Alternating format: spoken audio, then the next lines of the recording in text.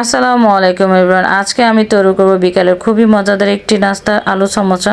এর আগে কখনো আমি ট্রাই করিনি, প্রথম ট্রাই করেছি, তবে খেতে খুবই মজা হয়েছিল।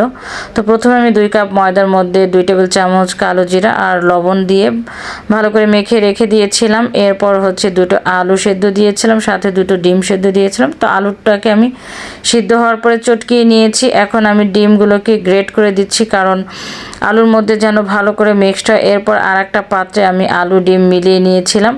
সাথে এখন টমেটো কুচি, পেঁয়াজ কুচি, আদা রসুন বাটা, তারপরে হলুদের গুঁড়ো, মরিচের গুঁড়ো, তারপরে দিয়েছি জিরের গুঁড়ো। তো সাথে দিয়েছিলাম আমার বানানো এক্সট্রা একটা মশলা, যেন খেতে মজা হয় এজন্য। আর পরিমাণ মতো লবণ দিয়েছিলাম। লবণ দেওয়ার পরে সাথে একটু মরিচের গুঁড়োটা দিয়েছি এই জন্য যেন একটু ঝাল ঝাল খেতে মজা হয়, এই জন্য আপনারা চাইলে এটাকে স্কিপ করতে পারেন। এরপর হচ্ছে রেখে দেওয়া ময়দাটাকে আমি পানি দিয়ে ভালো করে মেখে নিয়েছি। মেখে নেওয়ার পরে হচ্ছে আমি আলুগুলোকে এই শেপে করে নিচ্ছি, লম্বা লম্বা এরকম শেপেই করে নেবেন। এরকম করে শেপে নেওয়ার পরে আমি মেখে ময়দা গোল গোল করে শেপ করে নিয়েছি। এর মধ্যে আমি আলুগুলো দিয়ে এইভাবে ডিজাইন করে নিব। এইভাবে ডিজাইন করে নেবেন প্রতিটা লম্বা লম্বা করে। এর মাঝখানে আমি চুলায় তেল গরম দিয়েছিলাম, কারণ চুলার তেল যখন গরম করবেন অবশ্যই হাই হিট বাড়িয়ে নেবেন। গরম হয়ে যাওয়ার পরে চুলার আঁচটা কমিয়ে দিবেন। এরপর একে একে করে সব সমোসা আমি চুলায় ছেড়ে দিয়েছি। যতগুলো ধরে আমি ততগুলো দিয়ে দিয়েছি। হওয়ার জন্য একটু সময় দিতে হবে, কারণ এক পাশ হলে আমি পরবর্তী পাশ উল্টিয়ে দিব। একটু সময় নিয়ে ভাজলে খেতে মজা হবে এবং মচমচে হবে, তাড়াহুড়া করা যাবে না।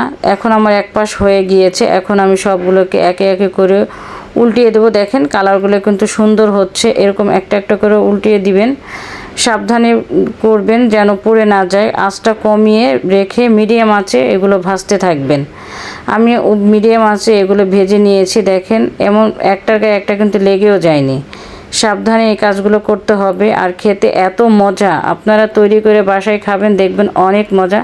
বিশেষ করে বাসায় যখন গেস্ট আসবে তাদেরকে খাওয়াবেন, দেখবেন তারা আপনাকে অবশ্যই প্রশংসা করবে। একবার খাওয়ার পরে বারবার জিজ্ঞেস করবে যে আপু এটা আপনি কী দিয়ে বানিয়েছেন। সামান্যই শুধু আলু আর ডিম দিয়ে এত মজাদার রেসিপি তৈরি করে নাস্তা আইটেম তৈরি করা যায়, আপনি চিন্তাও করতে পারবেন না। বাসায় আপনি ট্রাই করে দেখবেন, মেহমানদেরকে খাইয়ে দেখবেন, খুবই মজাদার একটি রেসিপি। আমি আমার বাসায় হঠাৎ করে গেস্ট আসছিল, তো কি করার, এটা আমি খাইয়েছিলাম তাদেরকে। তারা খুবই খেয়ে মজাও পেয়েছে এবং প্রশংসাও করেছে। তারা আমার কাছ থেকে নেক্সটে বলেছিল যে আপু আপনি এই রেসিপিটা কিভাবে বানিয়েছেন আমাদেরকে একটু দেখাবেন বা বলে দিবেন। তো আমি বলেছিলাম যে আমি এটার ভিডিও করে রেখেছি, আমি নেক্সটে আপনাদেরকে দেখাবো। তাই রেসিপিটা দেখিয়েছি, আপনারাও বাসায় ট্রাই করে দেখবেন। খুবই মজাদার একটি রেসিপি, খেতে খুবই মজা ছিল। বাসার বাচ্চা কাচ্চা চেটেপুটে খাবে।